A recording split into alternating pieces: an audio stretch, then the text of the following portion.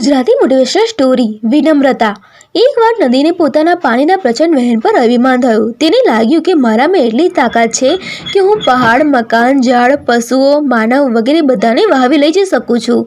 તેને ઘણા ગરેલા સ્વરે સમુદ્રને કહ્યું, કહો જોઈ, તમારા માટે શું તારી લાવું? મકાન, પશુ, માનવ, વૃક્ષ, જે કંઈ તમે કહેશો તે હું તમારા માટે મૂળ સહિત ઉખાડીને લઈ આવીશ। સમુદ્રને સમજાઈ ગયું કે નદીને અભિમાન આવી ગયું છે। તેને નદીને કહ્યું, જો તું મારા માટે કંઈક લાવવા ચાહતી હોય તો થોડું ઘાસ ઉગાડી લાવ। નદીએ તોરમાં કહ્યું, બસ આટલું જ માંગ્યું, હમણાં જ લઈ આવું છું। નદીએ પોતાના જળનું સઘળું જોર અજમાવ્યું, પણ ઘાસ તો ઉખડ્યું જ નહીં। નદીએ અથાગ પ્રયત્ન કર્યા, પણ વ્યર્થ। આખરે નદી સમુદ્ર પાસે ગઈ અને બોલી, હું વૃક્ષ, મકાન, પહાડ વગેરે તો ઉખાડીને લાવી શકું છું, પણ જ્યારે ઘાસ ઉખાડીને લાવવાની કોશિશ કરું છું ત્યારે એ નીચે તરફ ઝૂકી જાય છે અને મારે ખાલી હાથે ઉપરથી પસાર થઈ જવું પડે છે।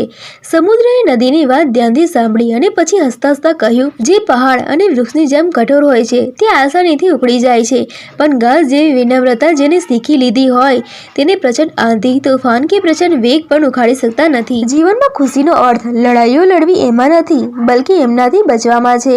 કુશળતાપૂર્વક પીછેહઠ પણ ક્યારેક જીતનું કારણ બને છે। અભિમાન ફરિશ્તાઓને પણ શૈતાન બનાવી દે છે અને વિનમ્રતા સાધારણ મનુષ્યને પણ ફરિશ્તો બનાવી દે છે।